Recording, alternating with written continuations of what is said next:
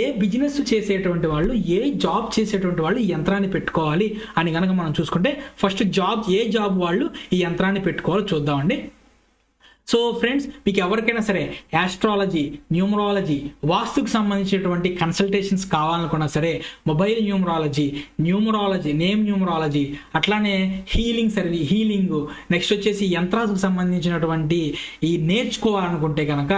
మనకి కింద నేను డిస్క్రిప్షన్లో లింక్ ఇస్తానండి. ఆ లింక్ మీద క్లిక్ చేస్తే మన సర్వీసెస్ మొత్తం వస్తాయి. అట్లానే మీకు కాలేదంటే నా స్క్రీన్ మీద కనిపించిన నా నెంబర్కి అయినా సరే కాల్ చేసేటువంటి ప్రయత్నం చేయండి. సో ఏ జాబ్ చేసేటువంటి వాళ్ళకి కనుక మనం చూసుకుంటే కనుక mechanicals, civil engineers, industrial engineers, factory managers, technical వృత్తిలో ఉన్నటువంటి వాళ్ళు, builders, contract, real estate developers,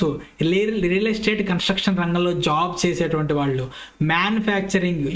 ఇండస్ట్రీలో జాబ్ చేసేటువంటి వాళ్ళు, అలానే